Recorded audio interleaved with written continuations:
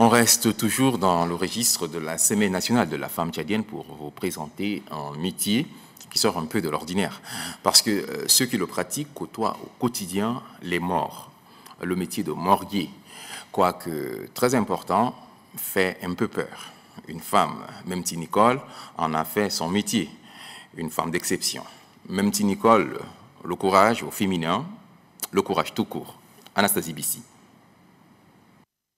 Chaque fois que je fais les soins, je vois que la majorité de nous qui s'occupons des vivants ne se tournent jamais vers les morts. Pourtant, c'est les vivants là qui sont les morts. Alors de là, j'ai décidé de venir à la mort. Avec passion et amour, Mamti Nicole exerce le métier de morgueuse depuis 4 ans. La première et la seule femme tchadienne à exercer ce métier, Nicole est sortie de l'école des agents sanitaires et sociaux de Gassi en 2009 avec un diplôme d'infirmier diplômé d'État. Elle a un riche parcours professionnel. De 2009 à 2011, elle a travaillé à l'hôpital général de référence nationale, puis à l'hôpital La Paix de 2011 à 2013 comme infirmière. Depuis 2013, elle assure la responsabilité de la morgue de l'hôpital de l'amitié Tchad-Chine. Elle est en contact permanent avec les cadavres. Quand c'est une mort violente, l'âme ne sait où aller. Donc il faut qu'il roule là à un moment avant de chercher là où aller se reposer. Donc ce n'est que normal. Tu vas rester, tu vas voir les pas, les gens marcher. Mais si tu ne vois pas quelqu'un, tu peux te mettre à crier pour dire que tu as entendu les pas et ceci. Non. Si c'est les cas de maladie, la personne est alitée, c'est-à-dire couchée depuis longtemps où l'esprit, la mémoire est préparée. Le cœur est affaibli, le cerveau est faible. Donc pour ça, là, il n'y a pas de souci. Dans son service, ils ne sont que 2. Le travail demande plus d'agents, mais de par sa particularité, les agents affectés démissionnent. Nicole travaille généralement d'affilée 2 jours avant de prendre une pause d'une journée. Si c'est un corps identifié, je le lave. Après avoir fini de laver, j'ai ma fiche de dépôt aussi qui est là où je donne une souche aux parents.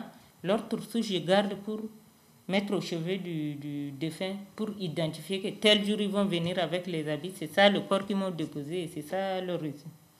Après, je le lave. Une fois fini de le laver, si c'est un homme, j'essaie de boucher les narines.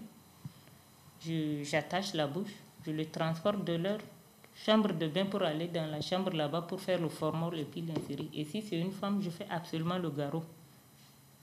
Parce que le garrot évite aussi que l'odeur du formol sorte. C'est-à-dire ça conserve le formol. Et comme ça, j'insère. Mais si c'est un corps non identifié, j'écris feu X avec sa date d'entrée. Quelle police, quel CSP ou bien quel BU qui a déposé le corps à la morgue. Sa force est la prière.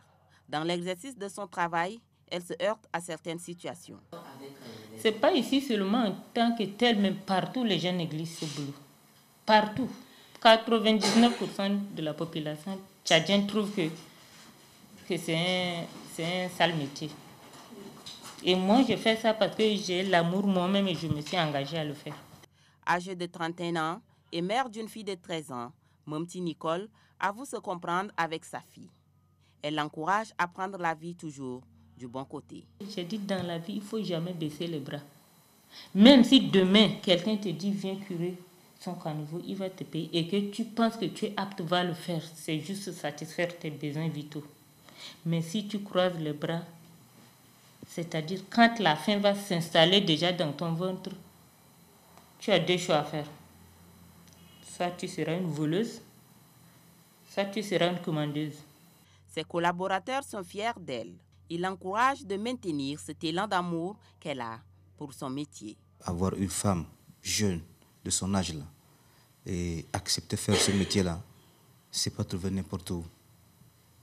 Et j'exhorte la population tchadienne de suivre son exemple. Surtout le corps médical, qui ne pense pas que c'est un métier banal. Dans sa vie quotidienne, elle rencontre d'énormes difficultés. Son entourage banalise son travail.